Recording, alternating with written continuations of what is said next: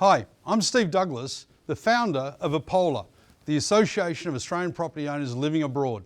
And it's time now for all of us to get together and create a strong and powerful voice to turn back the tide of too much tax, too much penalty, too much cost that has been thrust upon us over the last 10, 15 years as Australian property landlords. I've done this because it's essential that for us to get together and create a voice that government can hear to help us and help the general community as investors.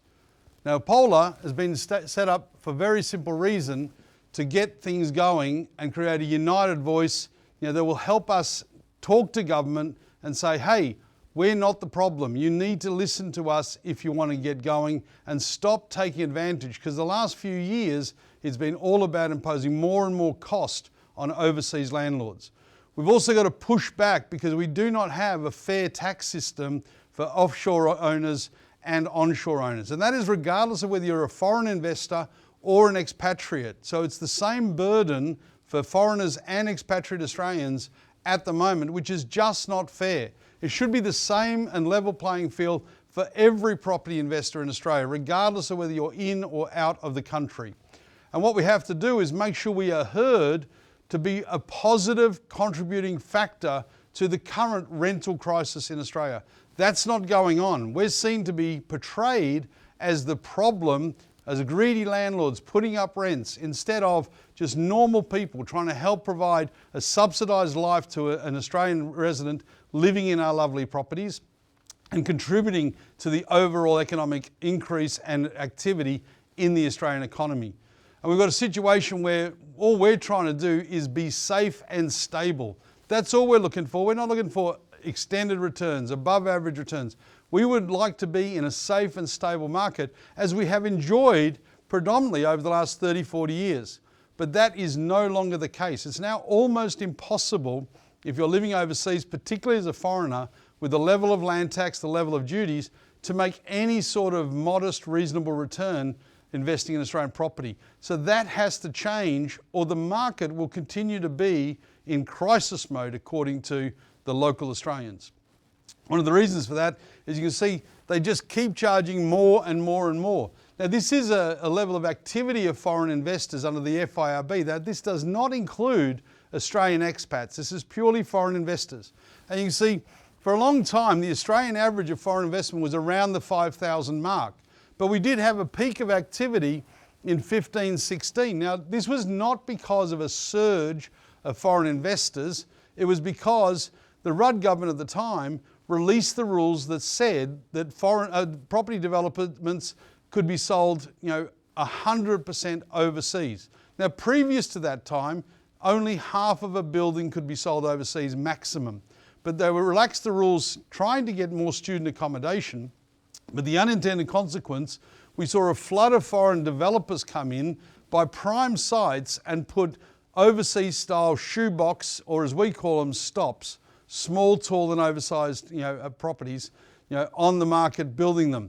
And what that meant was we had this surge of foreign ownership because the foreign developers were selling to their clients.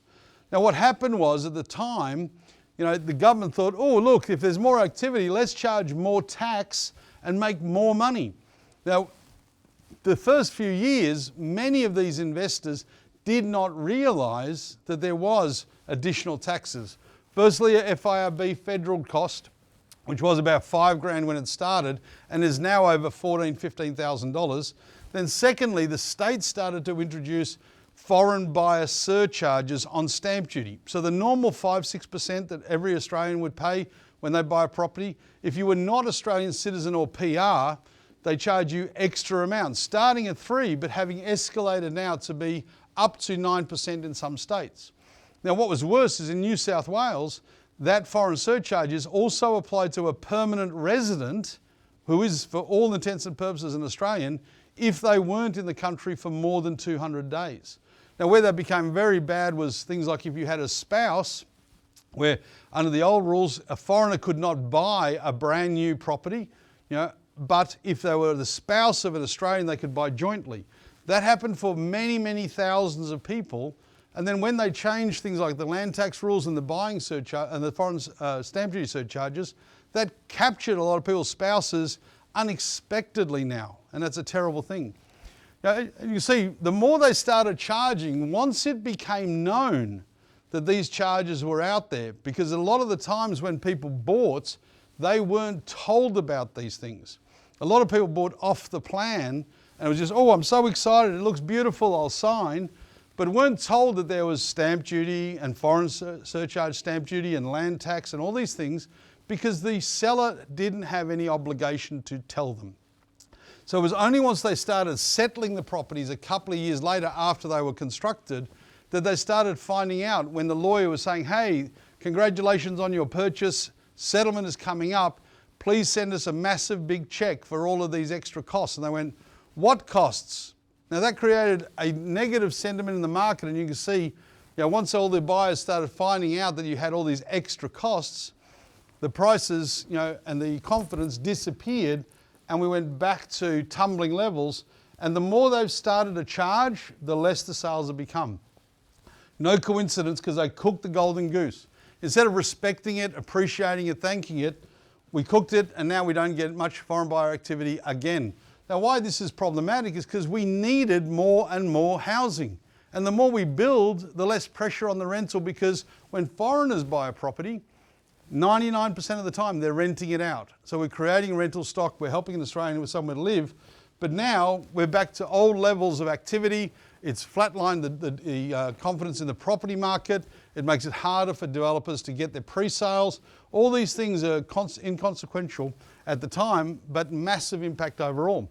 Now, when you look at it, that confidence erosion having led to a decrease in building, the government's target is to hope to build 120,000 homes a year, and they're not getting even close to that. But at the peak, we were getting 40,000 homes a year just from foreigners. So a third of that target could have been achieved if we had not roasted that golden goose.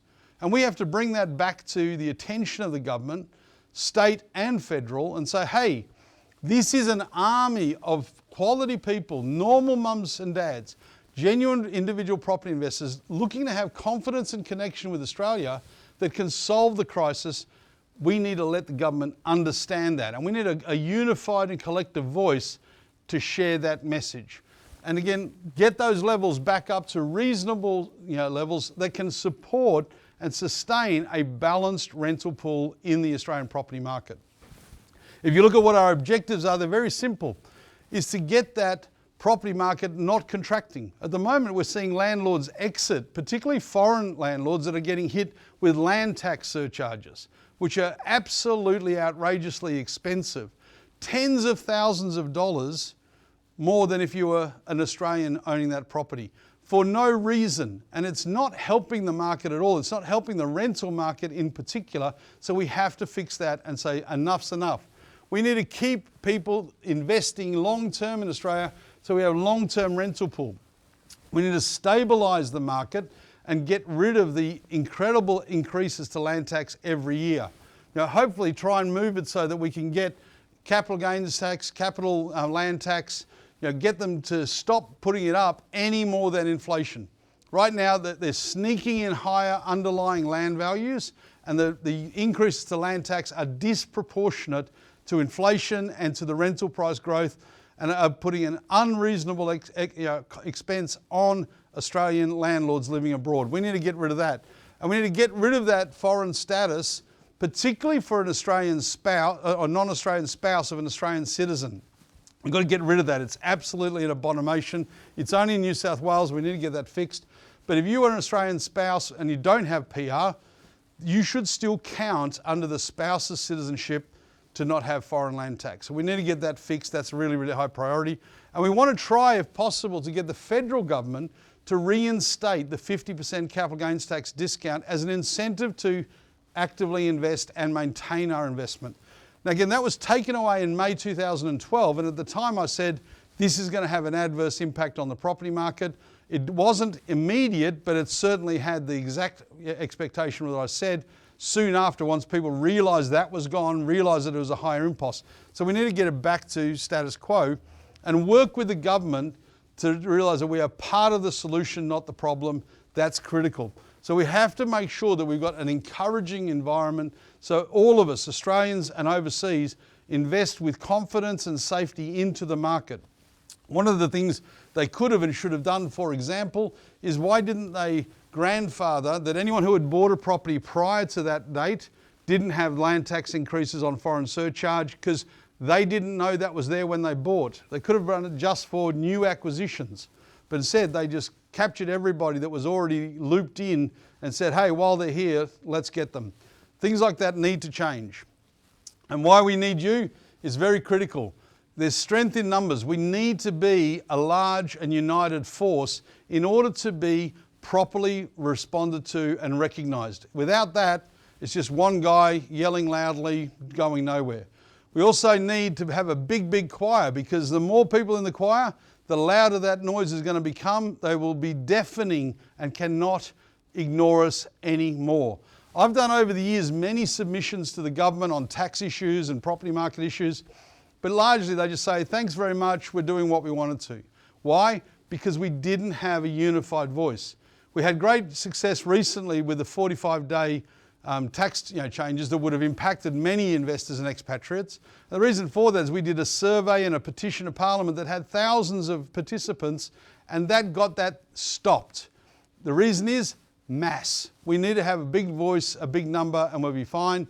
And we can't let this be too small to be ignored. We need to stop that going forward. And for your $50 membership fee, which is very small in the context of it, what's more important is your membership. The $50 is important because it'll pay for lobby groups, lawyers, submissions, travel costs, whatever it takes to go to these governments and say, enough is enough, this is who we are. But more importantly, your member count is what will really make us strong. So I'm imploring you to take the time, take the energy to join as a member of AAPOLA. Help yourself to be protected against the constant attack on land taxes, stamp duties, and ownership issues, and get a voice that can stand up for you and help you be a more prosperous, long-term and important investor in Australia's property market looking forward. I look forward to you joining. I look forward to helping us all together make a difference. Thank you.